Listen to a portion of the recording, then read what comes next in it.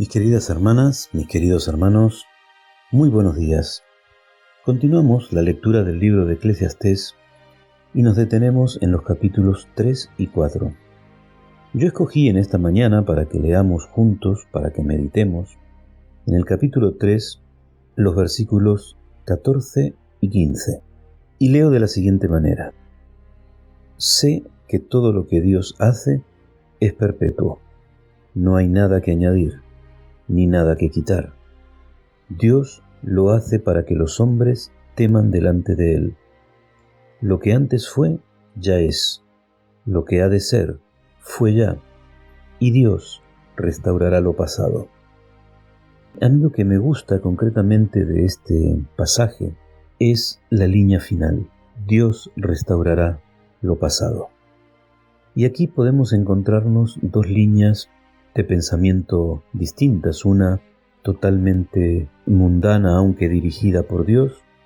Dios va poniendo las cosas en orden a medida que el ser humano se va descarriando y va tomando decisiones y acciones que no son las apropiadas.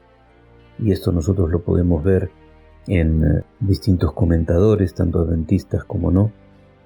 Pero también hay una línea que a mí me gustaría que tuviéramos en cuenta. Porque el pecado, y no hablo del pecado en este mundo, sino el pecado como elemento extraño en la obra creadora de Dios. Recordemos que el pecado nace en la misma casa de Dios, en la persona del ser creado más encumbrado por Dios.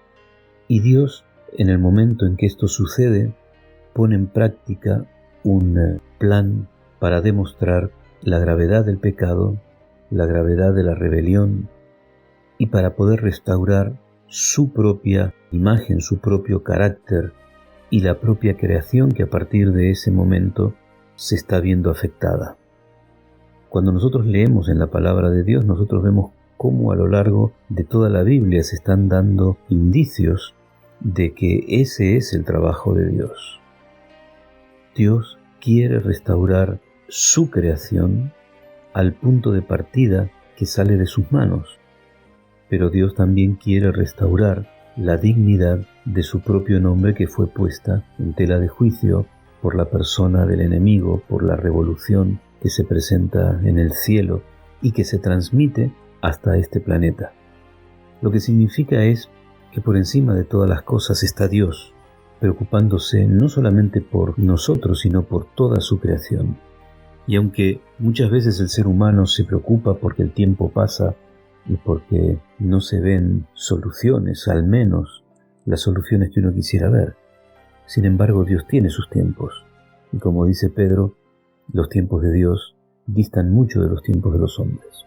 Pero Dios tiene fijados sus tiempos. Y en el momento que lleguen los tiempos de Dios, las cosas serán restauradas. El pecado dejará de ser. El origen del pecado dejará de ser. Las consecuencias del pecado desaparecerán de la obra de Dios, de la creación de Dios, de esta tierra, pero de todo un universo afectado por el pecado. Y nosotros, los hijos de Dios, habitantes de este mundo, que aceptamos su salvación, podremos vivir en una tierra restaurada, con un cuerpo restaurado, con una mente restaurada, con una espiritualidad en armonía plena y perfecta con la espiritualidad de Dios. Meditemos en esto a lo largo del día de hoy. Que tengas un buen día, que el Señor te bendiga.